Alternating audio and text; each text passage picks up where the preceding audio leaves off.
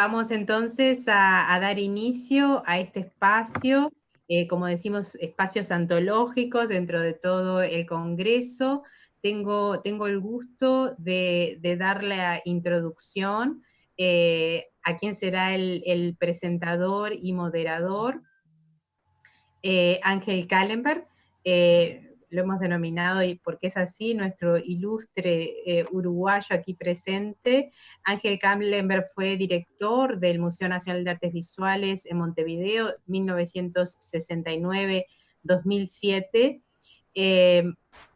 Para no tener que leer su vasta biografía, creo que podemos, todos los que estén de aquí de Uruguay, conectados, y esto lo comento para también el extranjero, porque es muy conocido también internacionalmente, su periodo dentro del museo como director generó de alguna forma escuela en el ver, en el entender el arte, en ver nuevos medios, que fue el espacio en Uruguay donde pasaron las primeras exposiciones en nuevos medios, así que agradecerle por eso.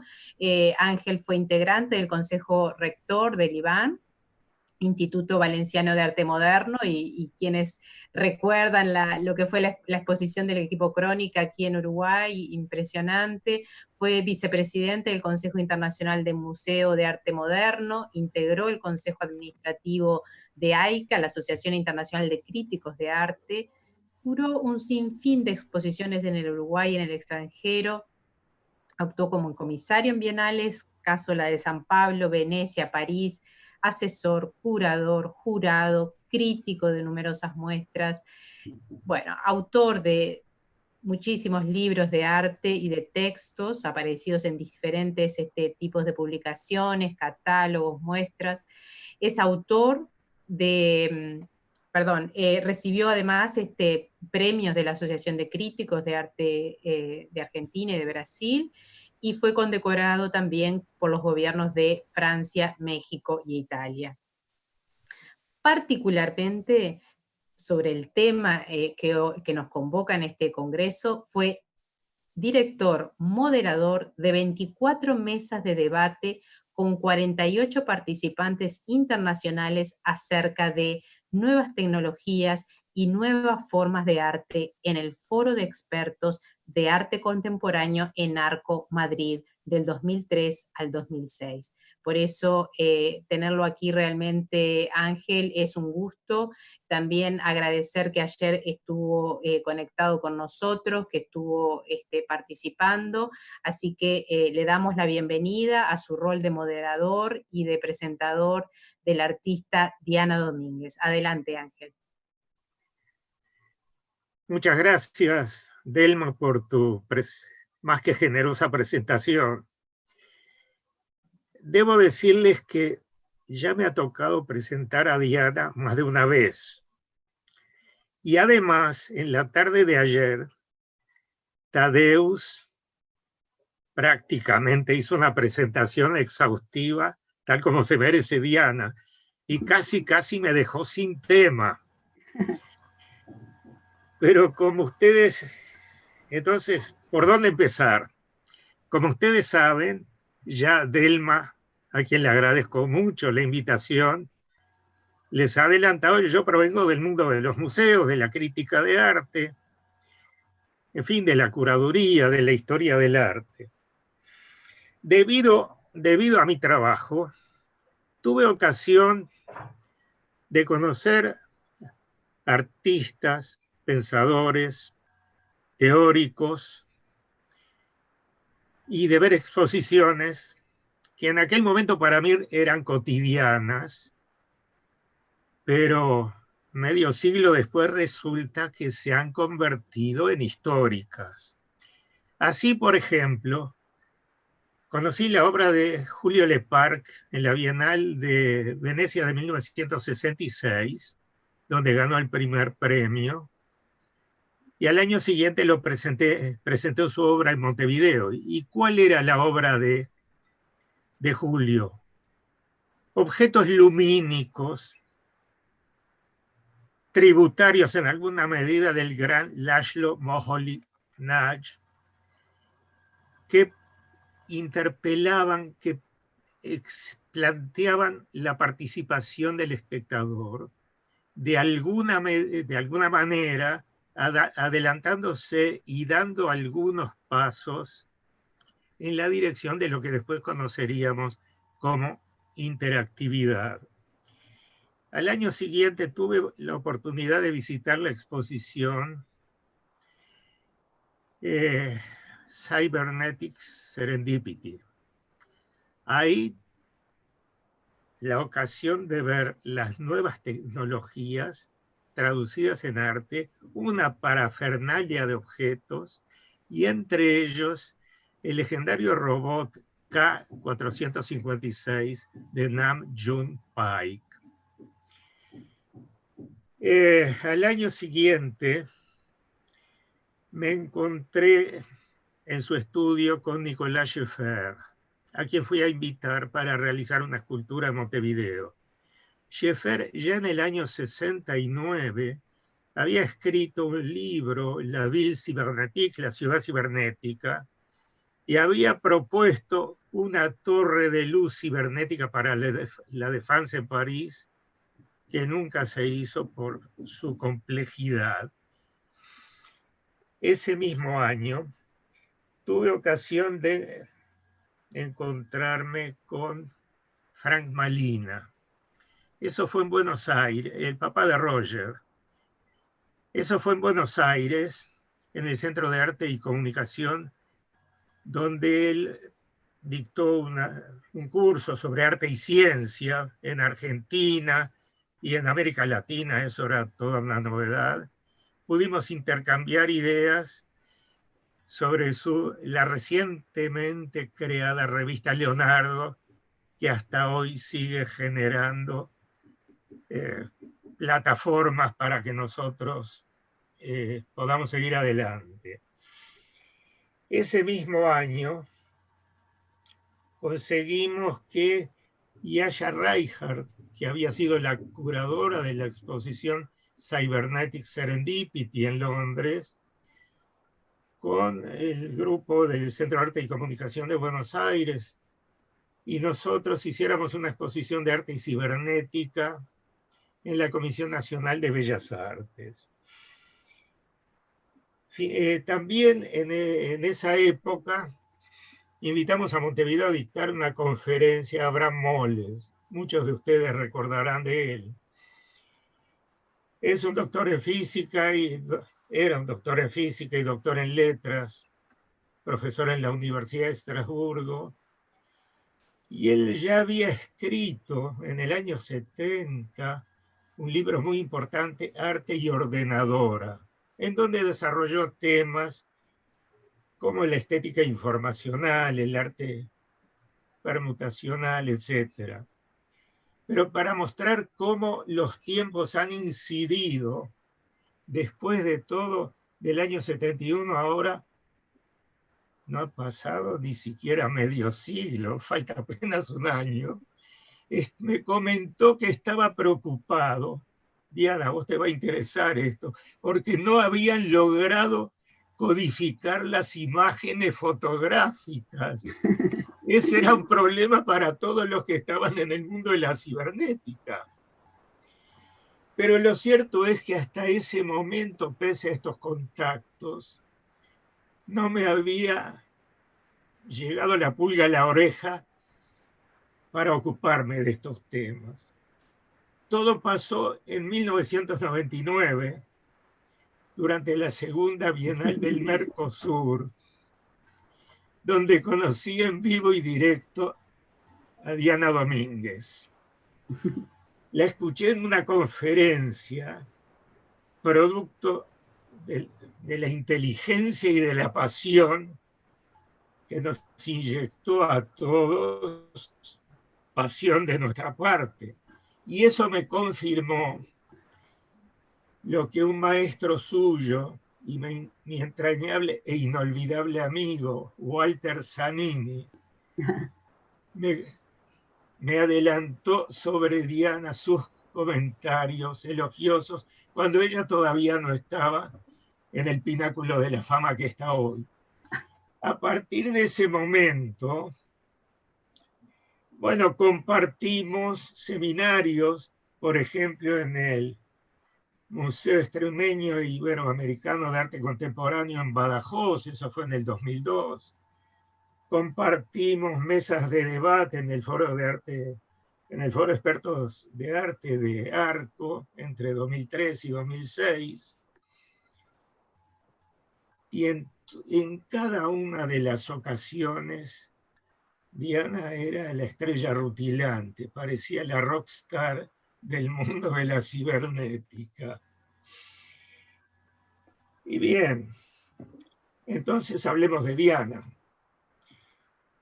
Tiene una obra inmensa, polifacética, reveladora de un enorme talento y que se abre a una multiplicidad infinita de dimensiones.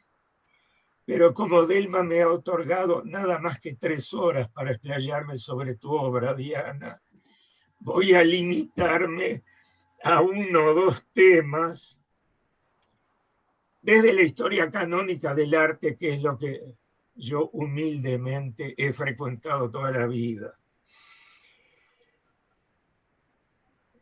Pero como decía el filósofo inglés Jack el Destripador, vamos por partes.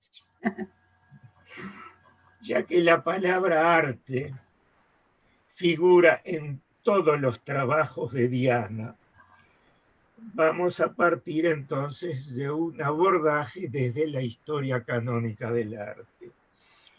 Para ello comenzaremos tomando como ejemplo el empleo por parte de Diana de algunos de los rituales afroamericanos, y en particular poniendo énfasis en el ritual de la serpiente para los indígenas de aquel tiempo, madre del miedo y madre de la tierra.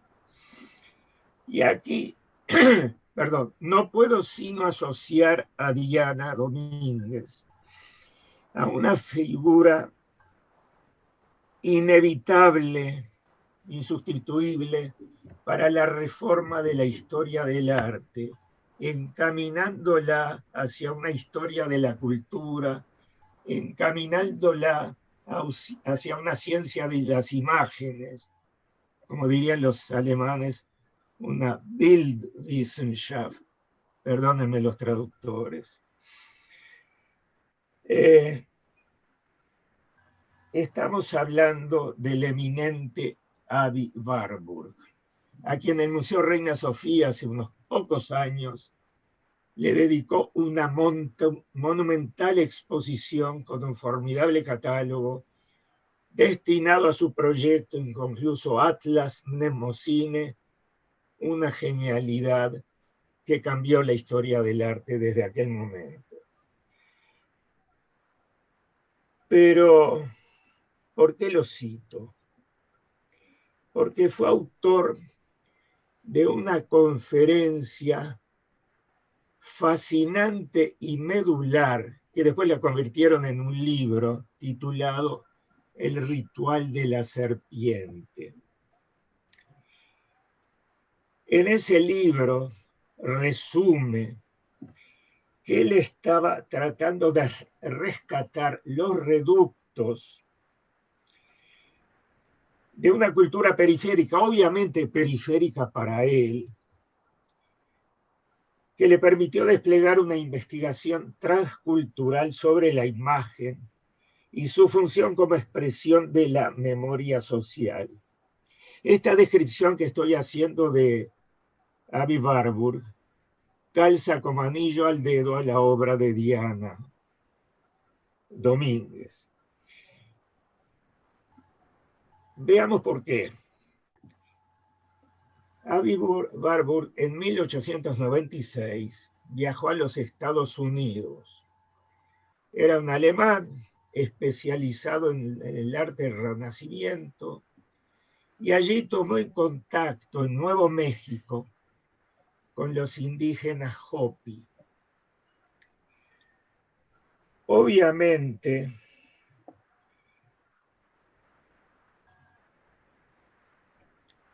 tuvo ocasión de asistir y documentar un ritual de los indios, el ritual Oraibi, con sus ceremonias tribales, y pudo observar que la función del simbolismo en una cultura impregnada aún de magia tenía particularidades, y en especial el simbolismo de las danzas rituales, en virtud de la misma. Durante las danzas, el jefe de la tribu introducía en su boca una víbora cascabel viva, con todo su poder mortífero, como presagio de lluvia, como provocación para que lloviera y de esa manera pudieran mitigar la sequía y el hambre que estaban padeciendo. Desde luego, desde el punto de vista formal, la serpiente y el rayo tienen similaridades, y el rayo era el que podía traer la lluvia para darles sostén. Digamos de paso que la serpiente de los indígenas constituyen la contrapartida del hombre de la civilización contemporánea que ha logrado controlar la electricidad. En definitiva, Warburg quería comprender cómo la energía mental de una cultura o una creencia genera imaginarios afectivos, otra palabra que le afectivos, afectividad, que le cae como anillo al dedo a Diana. Pero hay más. Warburg intuyó algo que a ningún historiador de arte latinoamericano habría tenido la osadía de avanzar. Él advirtió que en los pueblos indígenas de esta parte del mundo, de Sudamérica, de Norteamérica, estaban las raíces psicológicas, adivinen de qué, del Renacimiento. Y eso después lo desarrolló en libros. Vale decir que Diana en alguna medida le mostró a todo el mundo internacional del arte digital la periferia, así como Warburg había visto la periferia indígena, y que para los europeos seguía siendo una novedad.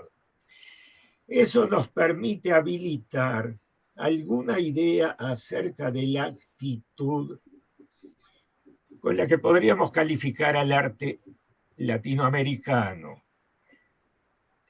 Del punto de vista de los estilos, de la historia del arte, una actitud manierista. La actitud manierista lo que hace es interpretar momentos de inquietud social en la historia. Por ejemplo, entre el clasicismo y el barroco. Pero además nos cabe como anillo al dedo a los latinoamericanos, porque los creadores latinoamericanos viven creando en países que están en estado crítico, en estado conflictivo. Y la obra es una reacción siempre a esa situación. La actitud mayorista se transforma en un desfasaje entre formas y contenidos. Las formas suelen ser universales y nuestros artistas le inyectan contenidos propios, originales. En la obra de Diana esto se podría resumir en algunas palabras como síntesis, fusión, hibridación, mestizaje, sincretismo. Cabe recordar que se habla de mestizaje, aún en la biología, toda vez que se encuentran fenómenos de yuxtaposición, de cruzamiento, de hibridación. Tampoco en el mundo de la cultura hay obras ex nihilo, son todas producto de hibridación. Y a mi juicio, los contenidos que impregnan las obras de Diana suponen una innovación absoluta cuando ella empezó para el arte digital internacional. Y esto constituye la singularidad, a mi juicio, del arte fenomenal de Diana. Ella parte de una realidad histórica y cultural brasileña, y en la mejor tradición de la cultura y el arte latinoamericano, desarrolla su obra en el laberinto del mestizaje de las ideas, en el laberinto de las prácticas, en el mestizaje de las prácticas y el mestizaje de las imágenes. Y el mestizaje siempre alude a apropiación, en el caso de Diana, de los rituales, por ejemplo, a la resemantización y a la recreación. En síntesis, si yo tuviera que definir, caracterizar de alguna manera la obra monumental de Diana, diría que es una manera de traducir un sincretismo radical mestizo. Y con estas pocas palabras con las que me permití encontrar un hueco entre mis anteriores presentaciones y lo que dijo Tadeusz, doy por terminadas mis palabras y la invito a Pat Badani, con mucho gusto, a hacer los comentarios sobre la obra de Diana que yo no pude hacer.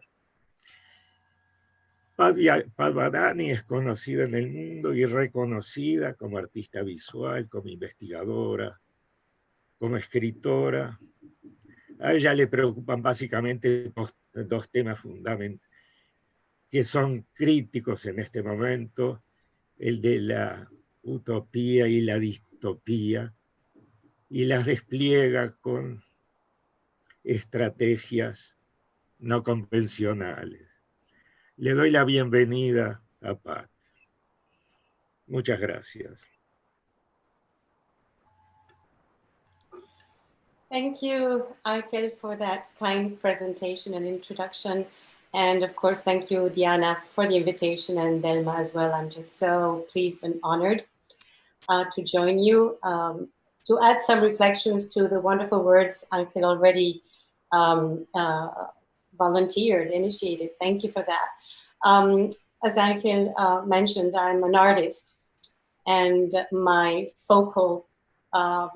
the focus of my presentation about Diana's work is going to be centered about that experience, my experience as an artist, and Diana's artworks. I also have an academic trajectory, and I have been a journal editor for several journals. I'm based in Chicago, and this has been my home base for many, many years, but I've lived in several countries, have 3 passports. So when we talk about mestizaje, I'm one of the proponents.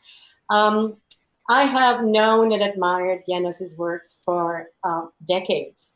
And it was an incredible privilege for me to work with her on in my capacity as editor-in-chief in a publication of a comprehensive article about her work on art, technoscience, and notions of mestizaje. This was for Media and Journal of the New Media Caucus. It has to be said that my experience in trying to encompass Diana's work into writing was extremely challenging, because her work is so very layered and complex that to synthesize everything into an article was indeed challenging. I think she deserves a book or several books, and even so, we would not saturate the realms that she encompasses.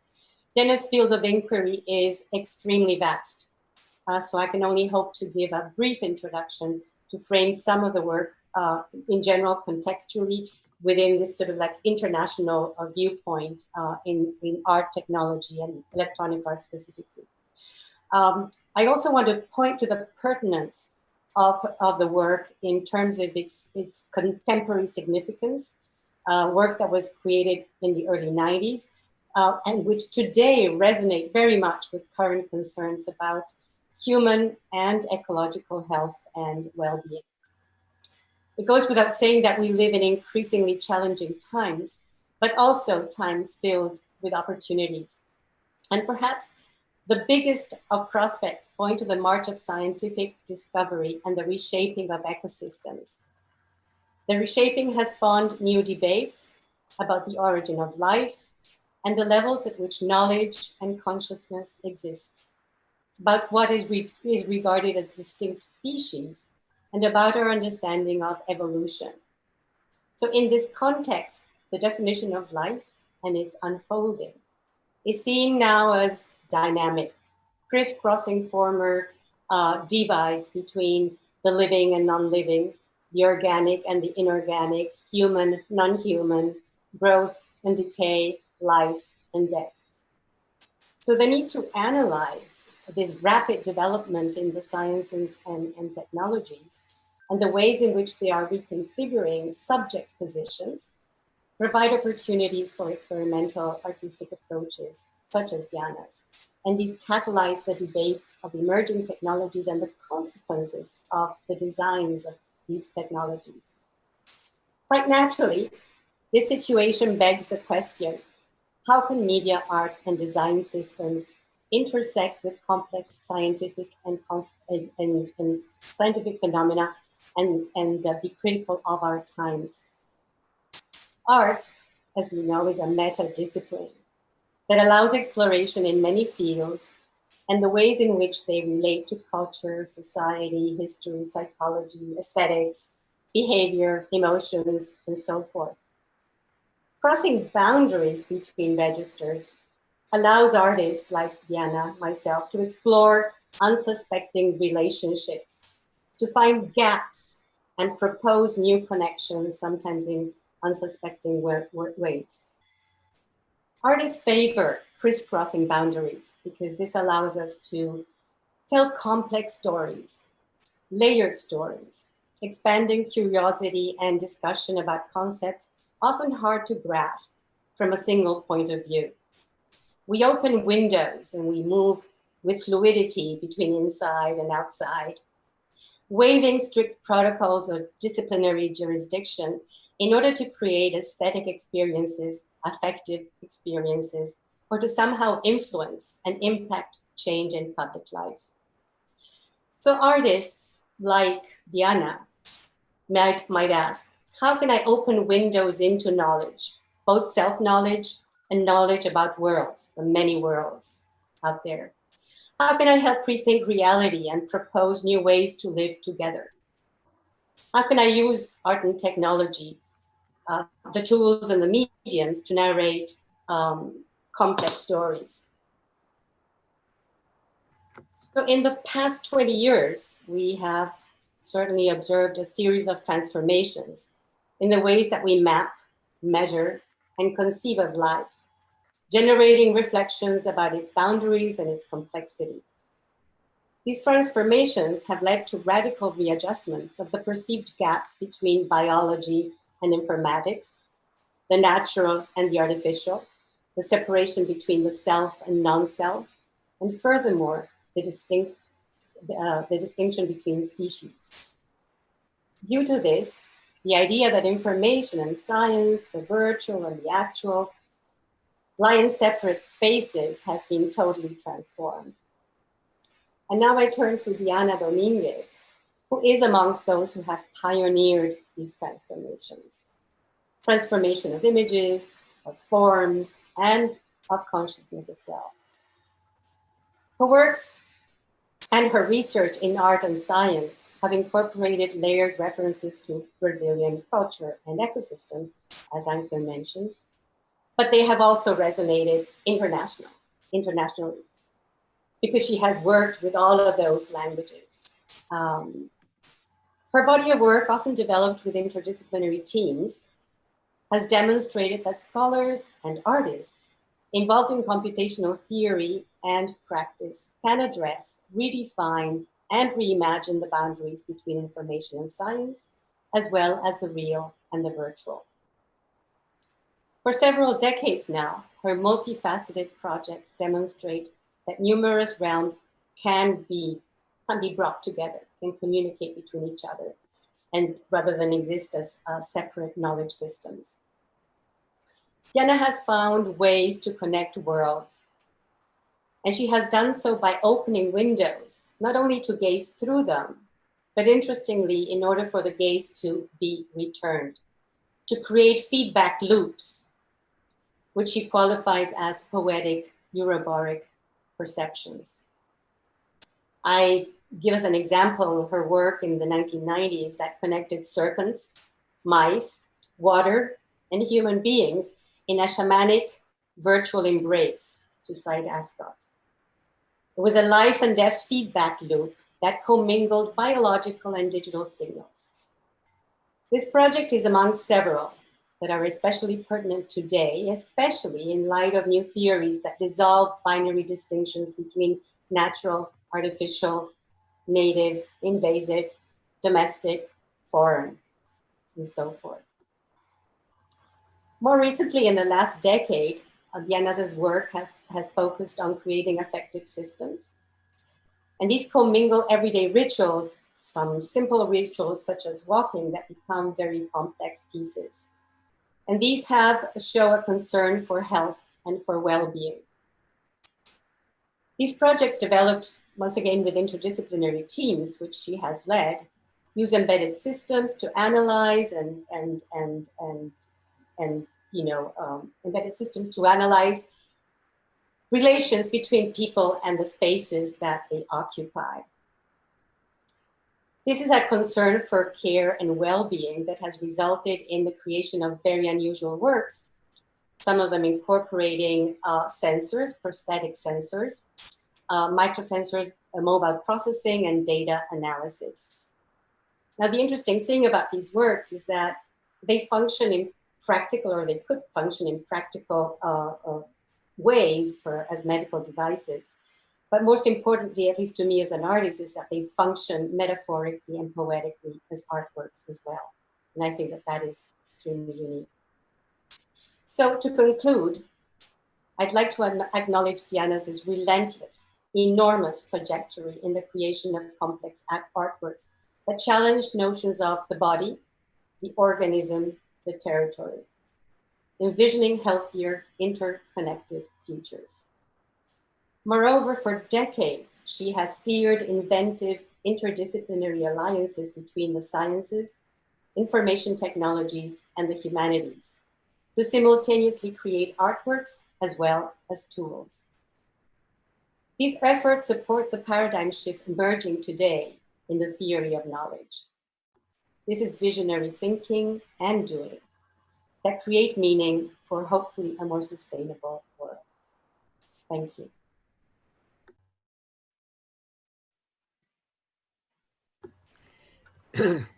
Muchas gracias, Pat, por tu muy meditado y fino análisis de la obra de Diana. Ha sido un privilegio conocerte a ti, no te conocí. No te tenía mi radar antes. Ahora le doy la palabra con el placer infinito y la amistad de tantos años a Diana Domínguez, la responsable de mi involucramiento en los temas de arte y cibernética. Bienvenida una vez más, Diana. Será un placer escucharte. So, Yeah. First of all, I need to say that I am a Latin American speaker, English speaker. It's my fourth or fifth language in English, but I will try to speak in English. But before, I would like to thank Angel, my friend, and also Pat and Delma and Tadeusz that yesterday you talked about me. And it is my pleasure to be together with all these friends like Derek, Dekerkov, Roy Ascot, Maurice Benayoun, Monica, etc. And I am really, really very happy.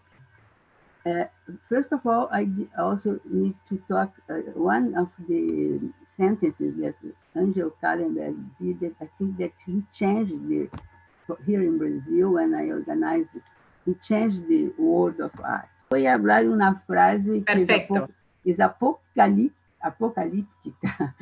Angel said, arte no es más lo que era una vez. Tenemos arte y tecnología. Y cambió toda la discusión de todos los curadores de contemporary art, Latin America Contemporary Art. Él dice que tenía estado en una conferencia con Roy Ascot, Joe Roy Ascot. Estábamos en una conferencia para los psiquiatras en el día anterior, que él había cambiado todo sobre el arte, hablando de arte y tecnología. Mas para mí, now I change to English, what I think that it's my pleasure to be very close with the curator of contemporary art, because I don't like, me too, I don't like when I go to the exhibitions and art and technology discuss technologies, but not life, but not the values, the beliefs of the human being and things about life. So my presentation today, I will try to talk about the challenges of the world dependent of technologies and what the artists with the creative technologies can propose in ontological levels. And so I go to the field of art and technoscience, looking for the blurred limits of life and the engineered reality. I can talk about this, and now I have the privilege to be with the people from science. As an artist, I am in Brasília, University of Brasília, in the University of Unicamp in Campinas, the best university for research in Brazil, where I am close to the people from science.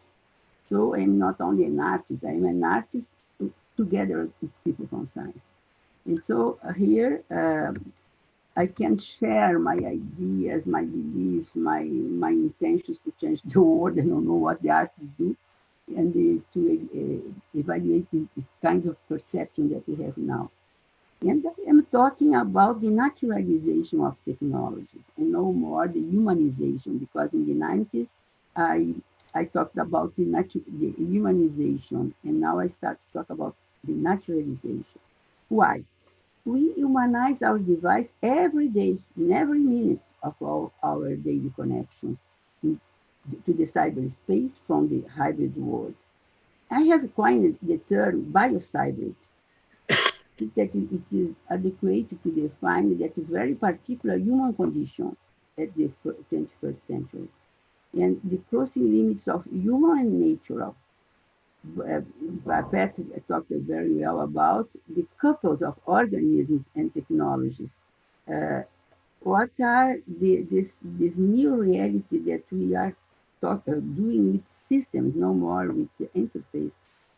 We do very complex systems trying to investigate how art is now making possible to live this bio-cyber, the bio of data, cyber of data, bio of biological, cyber of data, hybrid of the world, our living narrative. And so to go to talk about this, I am taking the radical digital of Malina and to examining this kind of situation that, yes, what this new condition for the art to work with living things and how to see how the life changed. When I went to MIT to do a project there in 2011, it's not the good data. There was a book, and there is one sentence, Oliver Sacks, the neurologist and author, he said, we must humanize technology before it dehumanize us. But I need to review a lot also my life, my career, and to say that in '95, I was very worried with the human factor of this technology. And I tried to understand types and levels of change in the post-biological, post-human, neo-biological, transhuman life. And in '97, I wrote for a Roy Ascott conference, Consciousness Reframed. I wrote this sentence that without intending to be taken as a visionary, I was looking for a new situation to live connected in all microtimes of our lives, to be connected.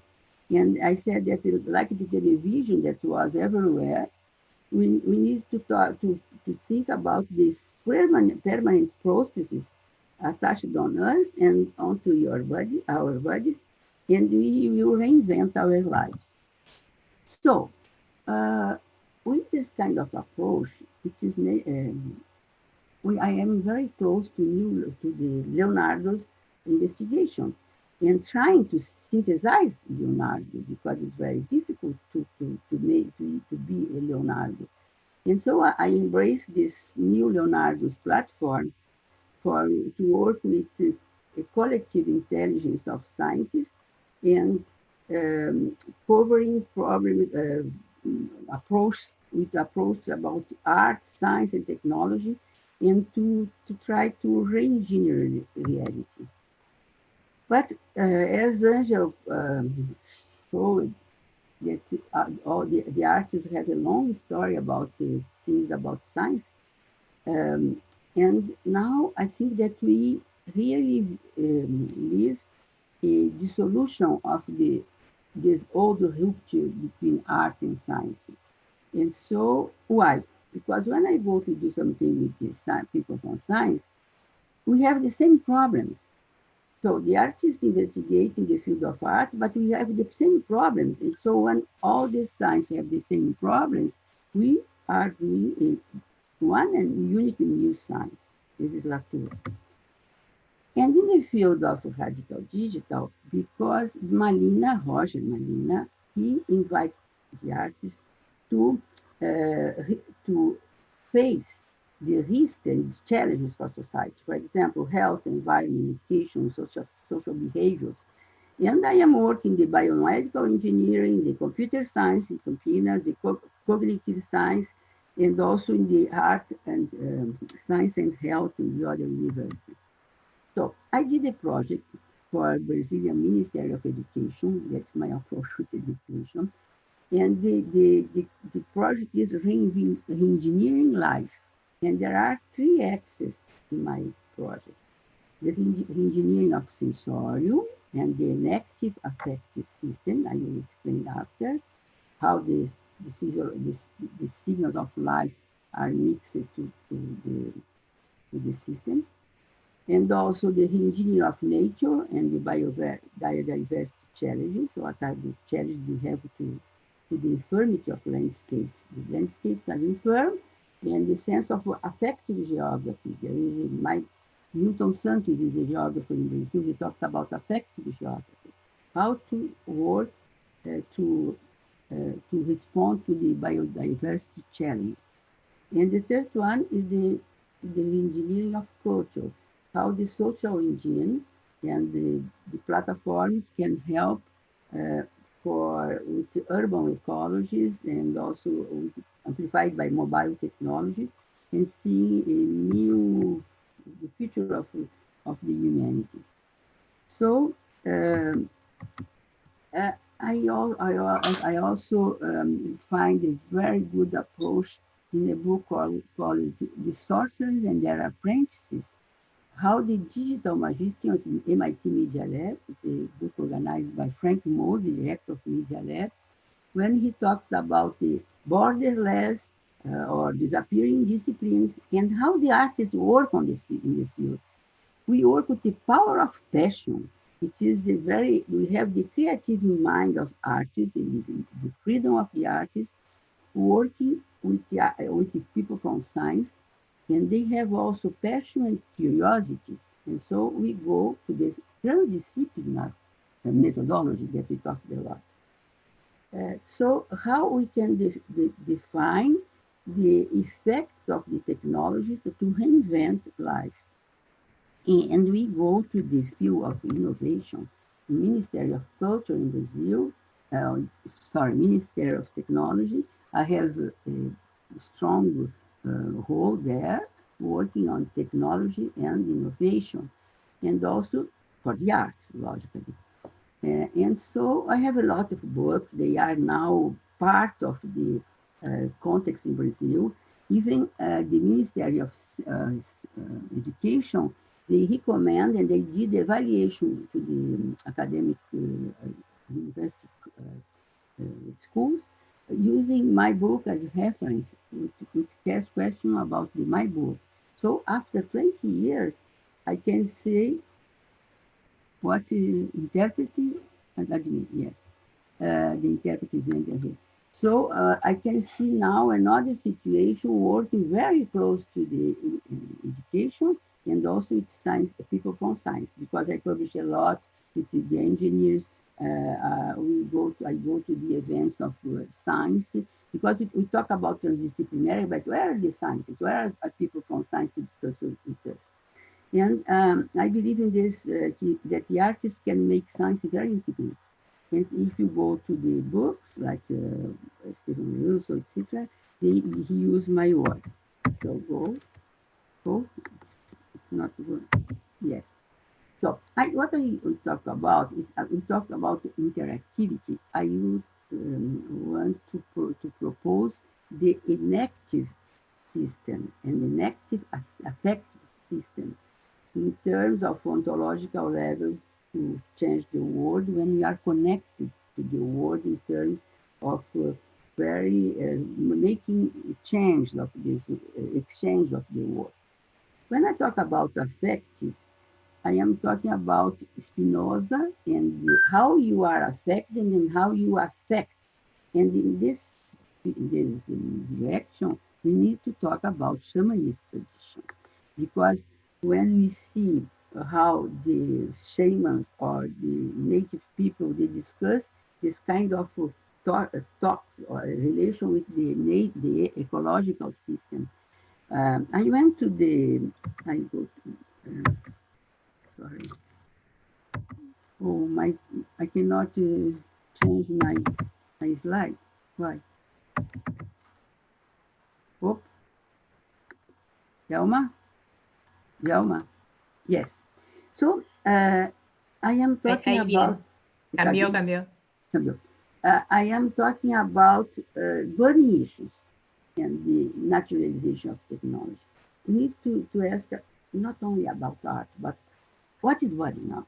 That's my question for the people from science, for people from medical field or engineers. What is body now? What is landscape now?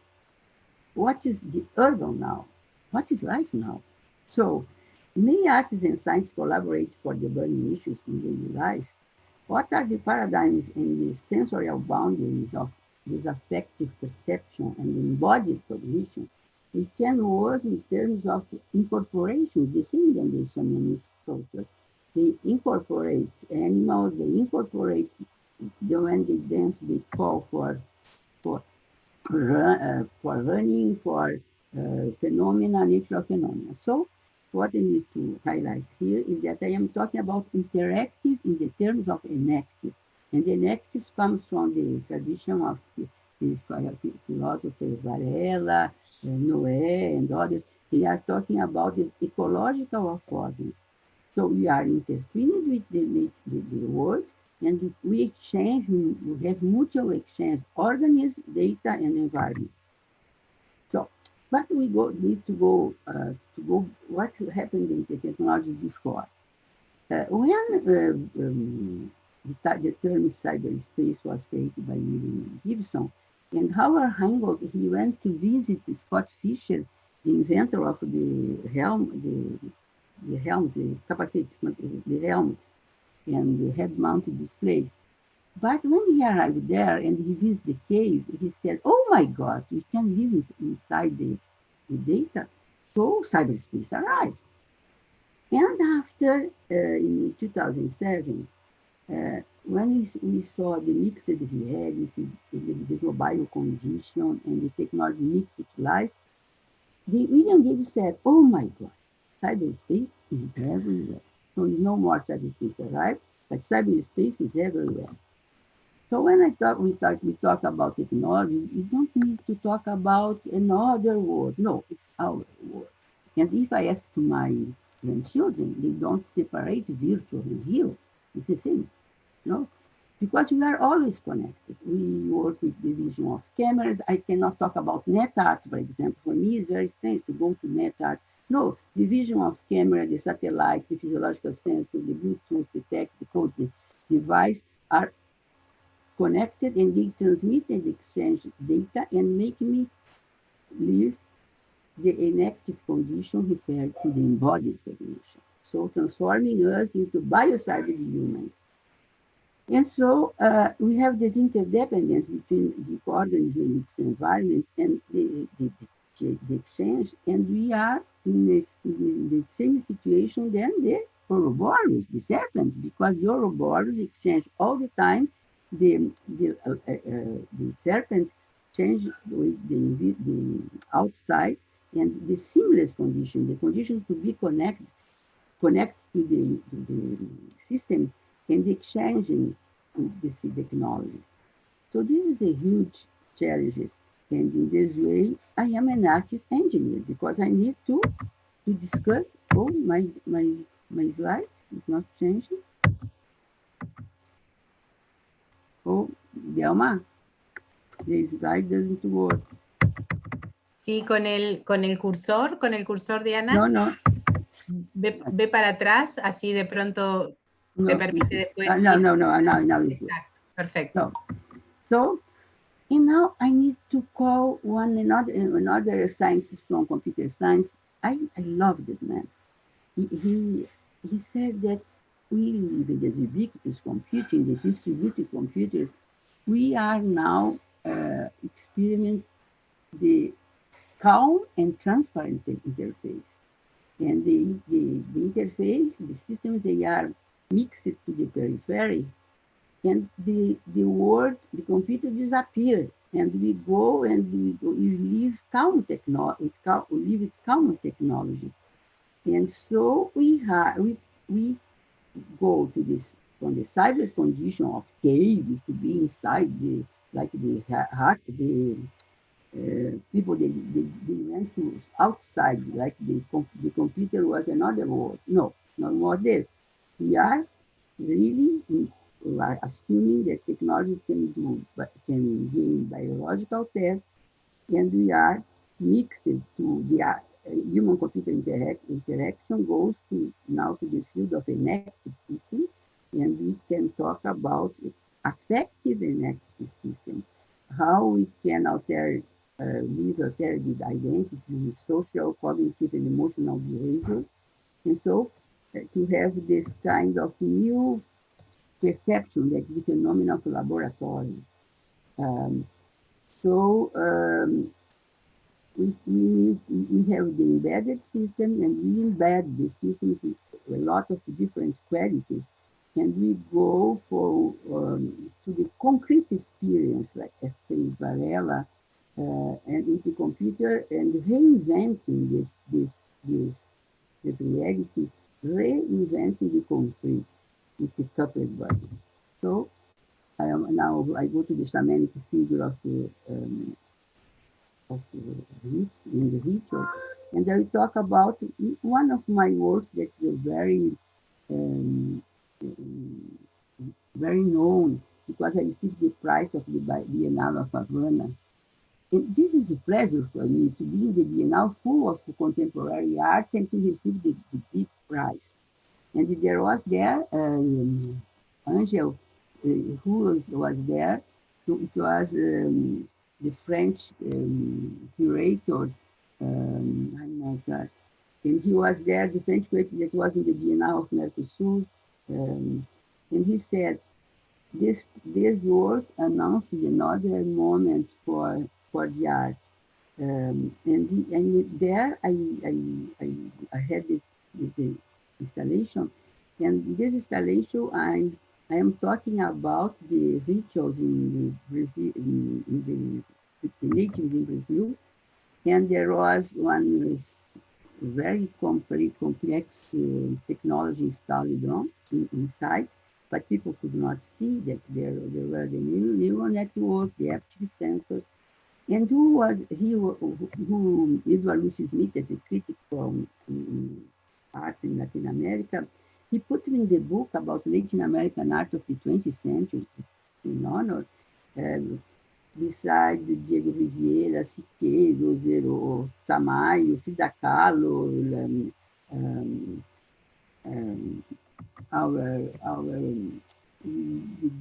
the great artists of the 20th century, for me, is a pleasure. But what I do with my work, for example, in this installation, I talk about the tradition of body painting, tattoos, masks, but using for interacting uh, um, musical instruments of rituals in Brazil. So when people they go to the inside the work, they use maracas, they use the apitos, calls calling animals. They use sounds, and so you interact with all the body talking with the interactive system. So the other work that this is a very known work, the trance, My Body, My Blood, and also the Cavern of the Trance, where I use the musical instrument, the sound instrument. But another work that we are talking about nets, and I go to the 99 work called In Snakes, and where I installed the robot, and the robot lives in this very remote cemetery with the snakes. And we could incorporate the body of the robot. So this is the charm of this. I think the sense of this connection, because my body is in seamless condition with the robot, and I live. Yep. People can live as serpents using the narrow keys uh, the keyboard. So this is web art, but for me, I cannot classify this as net art, only net art. For me, it is very hidden, this kind of technology, because when we go to the net to make actions in the remote space, I am sharing my body with the robot snake, and also the robot goes and give order to the serpents. So the biologists they use this work to control the day life of the serpents, and this is how to enact to be in inaction. The Varela calls about inaction during actions. You are connected to the living living world. So, but this idea of medical things and health, etc., it's very old in my work. In the 70s and 80s, I used the heart graphics to that time it was not installation, it was environment. And so I used this in other words, and also in the 94, I did a very, for me, very important exhibition at the Museum of Fine Arts. So to be in the Museum of Fine Arts in Rio de Janeiro, for me, it was like a gift. And I did an exhibition only talking about medical images. For example, here in this environment, I called the supper of Jesus Christ. And so we have 6 bodies. They are the bodies of the apostles. And we can, when we move in this environment, we could see the viscera of the body giving the one body giving the blood to the other. Here, it is about how to feel inside a heart using medical images. I use the graphics during sound, echo sound graphics. So, and Stephen Wilson has a book about the art and science, the 20 now, and he published this other installation called Heartscapes, Landscapes of the Heart. So what I do with the VR technology, so to be immersive, but using my body for the signals of my body to interact with the landscapes, synthetic landscapes. And so I create situations like explosion, rain, and fire, and the heartbeats working, and like an indigenous ritual, because the natives, they dance and they talk with the cosmos. So this other work now, going to faster, is this data visualization of social net. So I use the social mobile platform to connect people, tattooed people, and they send the tattoos using mobile phone or other technology, mobile technology, and I create here. You can see I create like a life, artificial life creatures. And when they connect each other in the social platform, the character, the dialogues between them, they influence the life of the tattooist life. So it's this very political work using social connections, but there is also the mining reality, because we take the data mining and we create a reality mining, talking about the people connected and regulating the social behavior of the virtual life alive. Here's another work, very fast, talking about identities and people on the world. And you go to a shop and you cannot buy anything. You need to buy identity.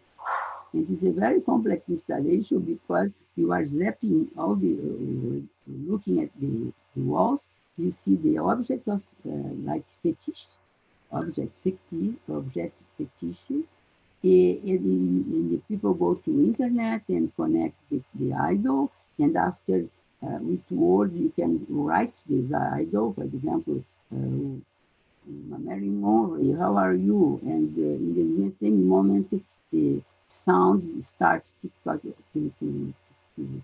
sing to Happy Birthday, Mr. President. So it's a very complex life, mixing this installation, mixing the object and mixing the actions you do with people using these objects that are related to the needs, to the idols. So it's a place to buy identity. So, but this, going back to the effective systems, talking about embodiment, action, the varela, and the relations of the couple organism. Affection is not affection in terms of interpretation. Affect is the effect and of the actions, like Spinoza. So the heart rates, the breathing, the temperature of the skin temperature. So he affirmed the James Gibson ecological perception, maiorobolic perception, and also the synesthesia, all the sense involved, not only the movement, like in virtual reality, but all the sense. And also one term that living map that Masumi, Brian Masumi, the Canadian theorist, he talks about the living map. What you do, you transfer to the world. So what I am doing for science, for example, so new ways of deciphering the ecosystem in human behavior. So this kind of work, it's not for meditation only, but also we can understand the life, life things, learning and teaching about our affections, what I am affected in terms of all my sensorial perception. So I did one work where the virtual reality of a cave, I added the signals coming from the treadmill and the platform. So you are not immersing on the data, but you are talking and living influence of instable situation from the treadmill. This is another work I do very fast now. Another work that I did for the Biennale in 2012 in Havana, where we worked very close with people from Mesoamerican tradition, and we detect movements and also all the synesthesia of bodies during rituals. And we called this the geographism of the ecstasy, taking the idea that these bodies were connected to technologies and we could send the signals of this body. And here we have the data visualization of the interaction during the biocybid Ouroboros, how this body they could show this expanded sensorium. And I work with people from Cuba, also with the engineers, with the computer science, etc. Now another work very fast, talking about the mixed reality.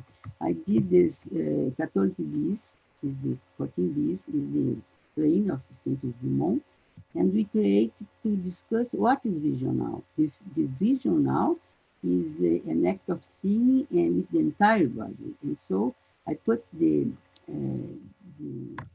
in front of the Memorial of America Latina in São Paulo.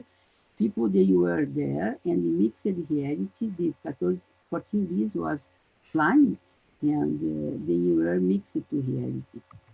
So it was an exhibition to celebrate the 2,000 years of the independence of the Latin American countries.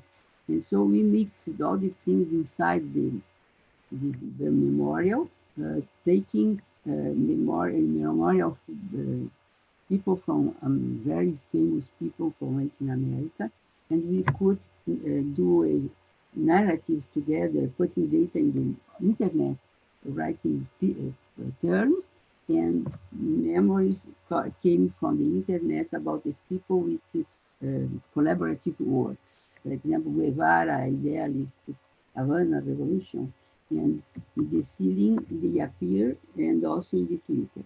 So what I need to say is that now we use our mobile technology in the sense of presence is altered, and we were and the war is another kind of narrative. This is another work I did in Buenos Aires, using mobile and using the creatures of Borges, distributed in the map of the city, and when people they interact, they could interact with it. Yeah, so this is about the art and science, and also for diabetics. One of my students, he worked with the idea and also a cane to interact with the space, using in capturing and seeing what is feeling by the way. Yes, thank you so much. No, this only about nature. About I am talking about frogs and how to know the species of frogs in distant and remote space using data visualization and the signals of the bodies. And here is about dengue, a project about dengue and how to interact, put people thinking about the design of the space, of the environment, and doing a social mobile connection between people. So this is my talk about the naturalization of technologies and of my belief that we can change the world together. Because the pandemic is a good moment to rethink about it. Thank you very much.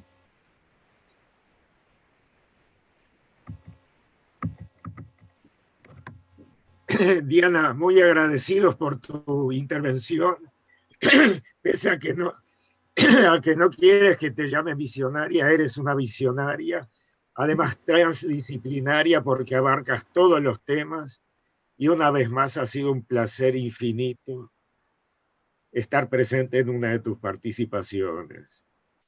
Obrigado. Thank you very much, all and Delma. It's just too much, you know. Yes, and thank you for all your comments because I love your comments. It's too much for me too.